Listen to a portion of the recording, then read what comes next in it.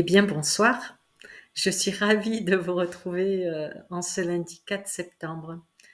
Eh bien, écoutez, j'ai rien préparé, voilà, ça vous commencez à avoir l'habitude avec moi. Alors, j'ai rien préparé, néanmoins, suite au sondage que j'avais fait concernant les 4 sujets, j'en ai traité 2. Le troisième, oui, par vos votes, c'est quid de l'enseignement. Donc, bah, écoutez, on peut aller voir si on a des réponses. Allez, c'est parti. Alors, quid de l'enseignement? L'enseignement. Ah, on me dit l'enseignement qui est appelé à disparaître. Oui. Euh, par l'arrivée de temps nouveaux, par l'arrivée de nouvelles philosophies de vie, par l'arrivée du nouveau monde. Waouh. Euh, alors, on me dit, il est en discorde. L'enseignement actuel est en discorde. Euh, En fait, on me dit, c'est un vaste champ de bataille, entre guillemets. C'est-à-dire que on a l'échiquier, vous savez, ceux qui jouent sur l'échiquier, là. Euh, il y a d'un côté, donc, il y a ceux qui jouent sur l'échiquier.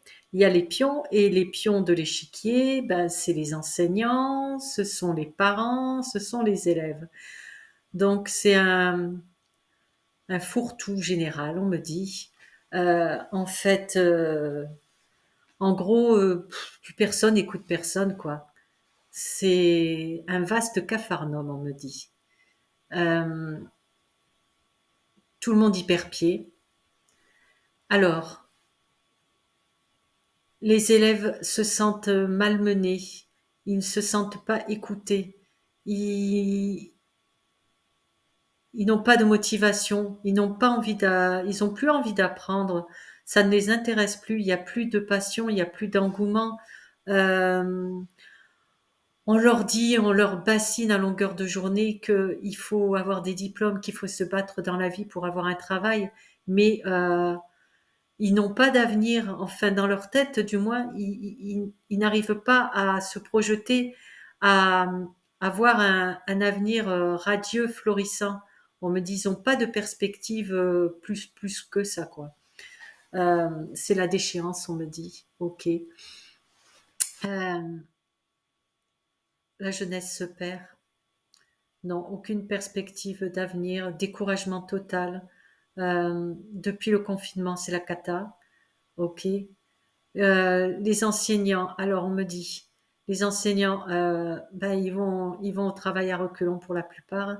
Ils ne se sentent plus écoutés, plus soutenus par ben, ceux qui ont l'échiquier, hein, qui jouent avec. Euh, on décide à leur place. On les malmène dans la gestion de leur planning, de leur emploi du temps. Euh, il y en a beaucoup qui font des sacrifices.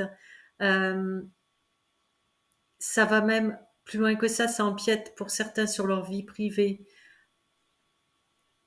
Ils, ils n'ont plus la passion, ils n'ont plus la vocation. Euh, ouais, l'enseignement a peine à recruter, ça n'intéresse plus les jeunes. Non. Euh, il y a un manque total de revalorisation, de reconnaissance. Ils sont angoissés pour la plupart.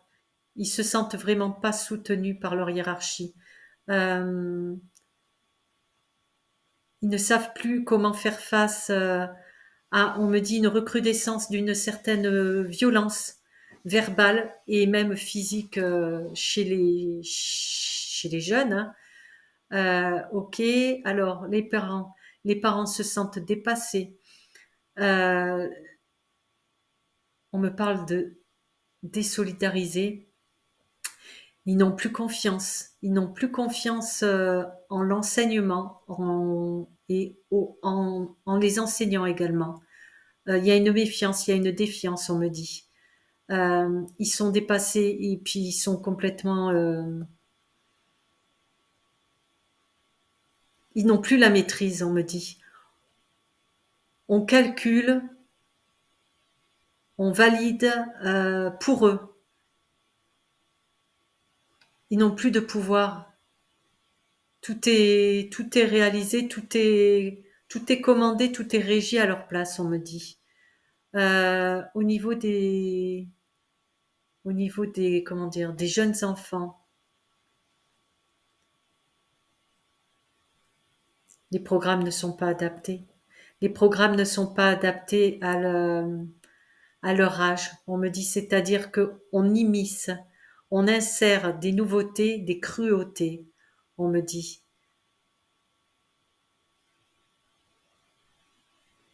c'est une violation d'âme. On me dit, il y a danger. C'est insidieux. C'est, c'est maléfique. On vole leur enfance. On veut leur inculquer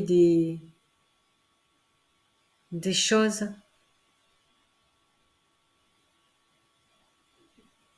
C'est, c'est une emprise psychique qui peut troubler, une emprise psychique et psychologique qui peut porter atteinte à leur jeune âge, à leur développement personnel, on me dit. C'est une hérésie. Euh, la mise en place de certains programmes euh, désignés, mis en place à l'insu des parents est insupportable. Ça va gronder. On me dit ça va gronder. Le tonnerre gronde déjà. On me dit de toute manière, tout va être remis en question. Les parents vont demander des comptes. Ils vont se poser des questions. Ils vont se positionner. Ils vont faire masse. Ils vont se rallier. On me dit, les choses s'organisent. Ils communiquent entre eux. Il y a un ras-le-bol général. Au bout d'un moment, on dit stop. On demande de l'action. On demande de la réflexion. On demande d'être écouté, d'être impliqué. Les parents veulent qu'on leur rende des comptes. C'est une mascarade, on me dit. On me dit que l'enseignement va à sa propre perte.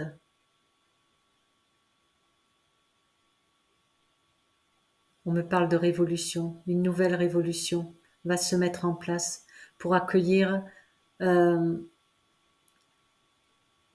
une nouvelle forme d'apprentissage de la vie et des valeurs. On veut faire ressortir des placards la réalité de ce qui doit être appris et juste.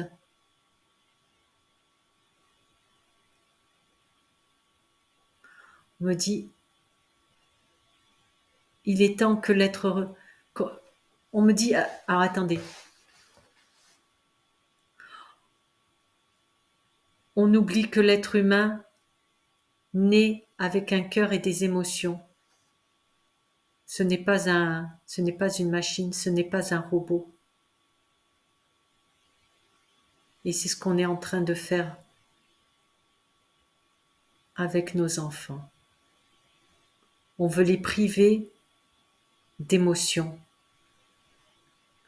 On veut les avilir, les asservir. On les prépare, on le prépare pour on les prépare pour le futur, pardon.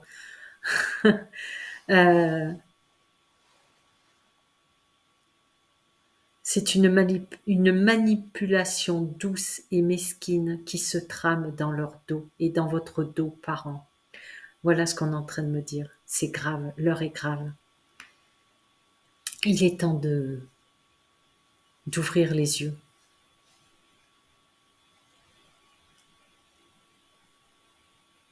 On est à l'aube de grands changements au niveau de l'enseignement. On va retourner à des valeurs sûres, à l'apprentissage de la vie, on me dit. L'apprentissage de la vie, le savoir-être,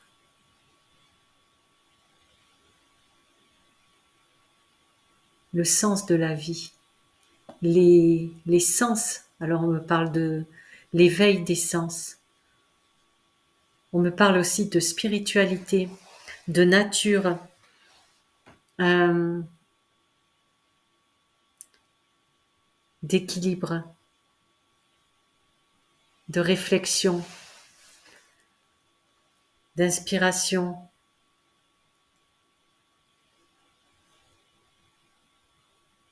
On me parle de, oui, d'acquisition euh, des valeurs, l'acquisition des valeurs morales et des valeurs humaines dans le bien-être, dans la joie, dans la paix, euh, un apprentissage en douceur, pas de contraintes. On touche, on crée, on réalise.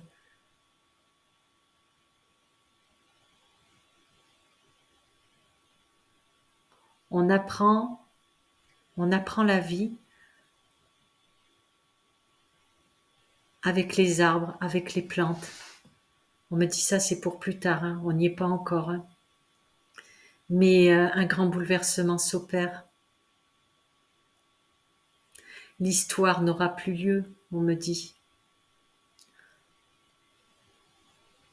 On apprendra les maths en allant dans la forêt. On me montre des, on me montre carrément des, oui, comme le vieux sage entre guillemets. Vous savez cette, cette dame d'un certain âge ou ce monsieur qui a du savoir, qui a un vécu, et puis qui explique à des jeunes enfants, ben, par exemple avec les châtaignes de l'arbre, voilà. Enfin, on met en pratique euh, avec les outils qu'on a à sa portée, quoi. On fait dans le concret. Alors, est-ce qu'on peut avoir, est-ce qu'il y a un retour faisable ou possible de l'uniforme? Non, ça se fera pas, on me dit. Non, non. Même si certains planchent dessus ou ont planché dessus, ça ne verra pas le goût du jour. On me dit. Non. Est-ce que au niveau de l'Afrique, par exemple, déjà que c'est très difficile pour les enfants d'avoir un enseignement, ça va être de pire en pire, on me dit. On me parle d'exode de toute manière dû au changement climatique. Donc c'est fini, il n'y a plus d'enseignement, on me dit. Ok. Alors, j'embrasse nos amis canadiens, nos amis québécois. Donc, eh ben justement, puisque on m'a demandé, ben oui, c'est vrai, je parle toujours de la France. Bon, je peux pas mettre chaque pays non plus à l'ordre du jour, mais on va demander. Alors, est-ce que l'enseignement au Québec,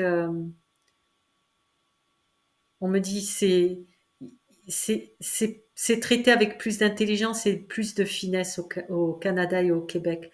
Ils sont plus proches de la nature. Ils sont plus proches de la vérité, on me dit. Ils sont plus humains, on me dit. Ils sont plus humains. Ils ont plus de moyens. Il y a plus de considération de l'être humain, euh, de l'enseignant et de l'élève. On me dit, euh, chacun a le pouvoir de s'exprimer beaucoup plus facilement qu'en France. Euh, il y a une meilleure tenue budgétaire, on me dit, au niveau de l'enseignement qu'ici. Ouais, les moyens sont disproportionnés, on me dit. Il n'y a pas d'équivalence. Il n'y a pas d'équivalence. Mais on me dit, ils veulent arriver à leur fin, coûte que coûte, au niveau de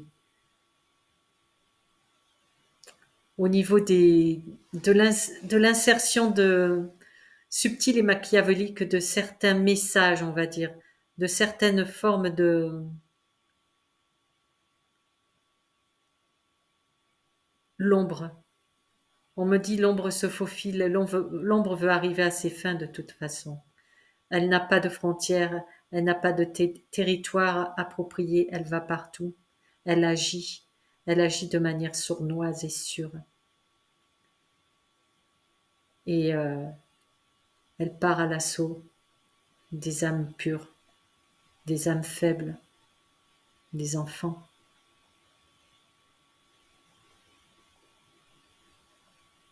Hmm.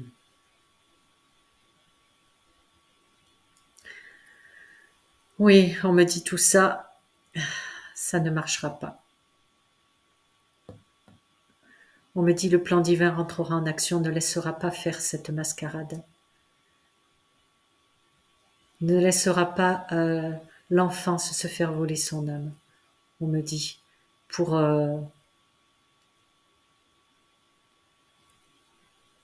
en vue de créer un peuple sur mesure. A, plus loin, serre, plus loin, vie.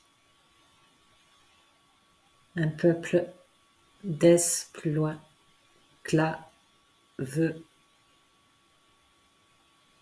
en devenir. Non, l'enseignement, on me dit, n'est plus ce qu'il était, n'est plus et ne sera plus jamais ce qu'il a été. On me dit grand changement en perspective. On me dit enseignement d'un monde perdu. Retour à des valeurs sûres. Après le grand souffle divin. Tout repartira de zéro, on me dit.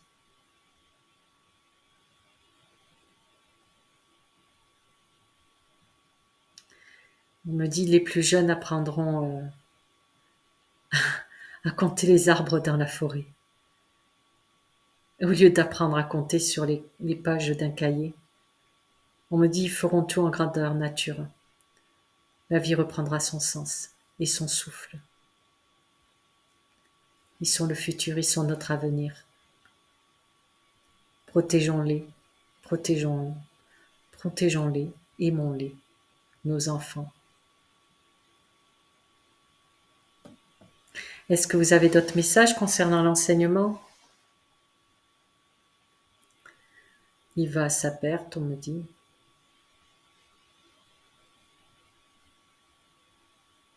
On me dit ça sert à rien de décortiquer de toute manière. Ce qui compte, c'est de les arrêter eux, dans leur destruction massive de l'âme, de l'être. Waouh! Bon, ben, on va essayer de terminer sur des notes plus gaies, hein, les amis. Ok, ben merci beaucoup, merci de nous avoir donné ces messages. Bon, écoutez, tant qu'il y a de la vie, il y a de l'espoir, on va pas se laisser abattre pour autant, hein. Ce qui compte, c'est l'instant présent, c'est ici et maintenant. Voilà. Buvons tous ensemble la tasse dans l'océan à moitié plein. Voilà, moi ça fait du bien de, ouais, faut continuer de rire. Bon, en tout cas, moi, eh ben, écoutez, je tiens à vous remercier toujours et encore de manière très chaleureuse, très fraternelle pour votre, comment dire, ben, pour vos messages, pour votre bienveillance, pour votre patience, pour votre confiance. Voilà, merci. Merci pour vos petits pouces aussi. Merci bah, de visionner mes vidéos, de me donner vos avis. N'hésitez pas comment dire, faire valoir vos droits, vos envies. Je suis là pour être à votre écoute, pour vous aider, pour nous aider, pour avancer tous ensemble dans la lumière. Voilà. Donc, voilà, nous sommes qu'un, nous sommes un en fait. Comme je vous l'ai dit dans une autre vidéo, 1 plus 1 égale 3. Donc, l'union fait la force et l'amour est plus fort que tout. Donc, qui que vous soyez, où que vous soyez, ne désespérez pas. Ne désespérez pas et ne restez pas enfermés chez vous. Je sais qu'il y a des personnes qui vivent des moments très pénibles, très douloureux, très durs, qui souffrent. Donc, vous n'êtes pas seul, on n'est jamais seul. Le plus dur, c'est de d'oser aller vers l'autre, de sortir de chez soi. Mais il y a toujours une belle âme quelque part qui vous comprendra, qui vous soutiendra et qui vous partagera une belle portion d'amour et de compassion. En tout cas, nous sommes tous là dans ce but, c'est-à-dire de continuer de briller tous ensemble, de nous élever tous ensemble, de chercher la voie de la sortie, du bonheur, de la paix, de la solidarité. Ensemble, nous vaincrons. Je vous aime tous très fort, je vous embrasse tous très fort et je vous partage une belle dose d'amour et d'énergie. À bientôt les amis. Merci à vous. Au revoir. Belle nuit.